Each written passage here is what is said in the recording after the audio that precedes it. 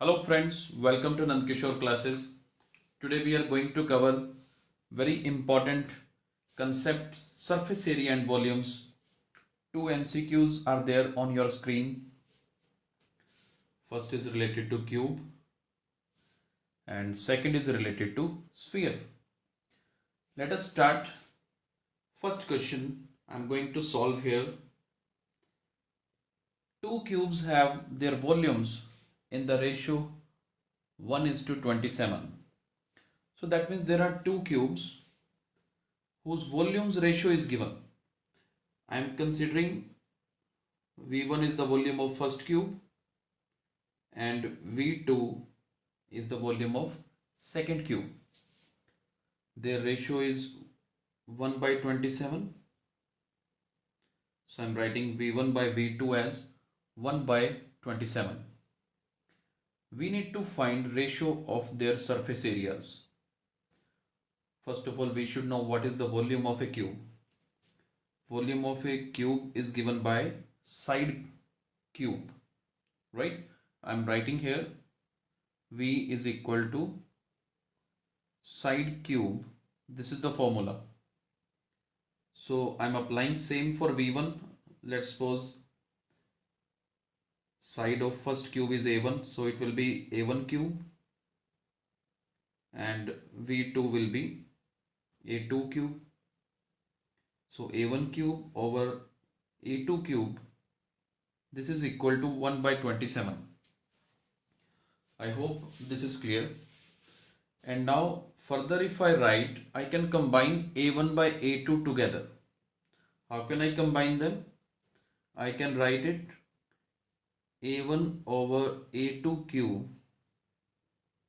and 1/27 can be written as 1/3 cube. From this situation, you can clearly analyze that A1 by A2 has become equal to 1/3. This A1 by A2, its value is 1/3. This is the first thing. Like I was given the volume ratio. From the ratio of volumes, I am able to find ratio of corresponding sides. And this is going to be very helpful because I need to find ratio of the surface areas. Let's suppose surface area of first cube divided by ratio surface area of second cube. Their ratio is given by. Now what is the formula of finding surface area of a cube? This is 6a square.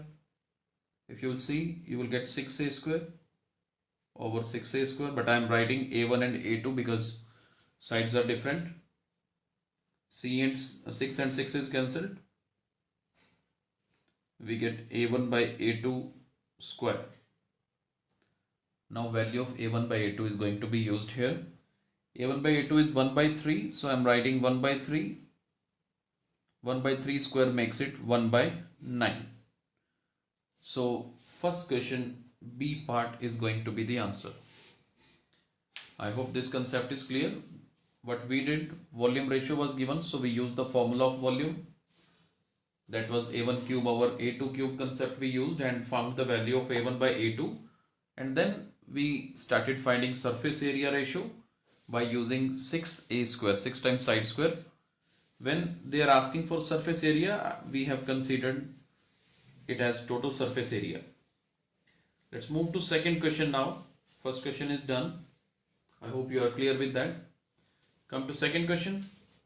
Ratio of volumes of two spheres is 8:27. Now ratio of volumes of sphere is given. Let us start. Same way I am writing V1 over V2 is 8/27 given.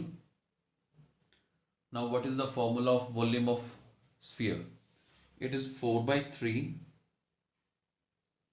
pi r cube. So I am writing R1 for the first sphere and R2 I am using as radius for the second sphere. Actually this ratio is given as 8/27. If you see now, this 4/3 pi and 4/3 pi are cancelled. You are left with r1 over r2 cube.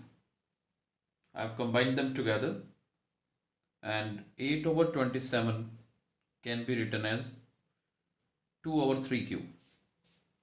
You can compare them now. If you compare them, clearly you will get the value of r1 by r2. What is the value of r1 by r2 now? r1 by r2 is 2 by 3. Now if you check the question, small r is given the radius of the first one and capital R is the given radius of the second sphere. That means in spite of r1, which I had considered the first sphere, I can use small r, and instead of r2 I can use capital R. So this is what I have as of now. Small r over capital R is equal to 2 by 3. But we need to find the value of capital R minus small r over small r, right? Even though r upon r, this ratio does not specify that r is 2 and capital R is 3, we can use the ratios itself. In shortcut, if you want to use, you can consider r as 3, small r as 2. Answer will be correct because it is going to come in the ratios. They are asking in ratios itself. So capital R 3 and small r 2, if I use this r as 3 and small r as 2, because it's an MCQ, you need to just tick there. You will get 1 by 2 as an answer, and A option is the correct answer. There is another way also of doing this question. I'll show you how another way is. See, this denominator r can be written with both of them like this. We can follow this step also.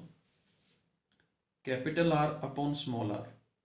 See, if small r upon capital R is 2 by 3, it's a reverse of that. That means I can write it as 3 by 2. This r and r is cancelled.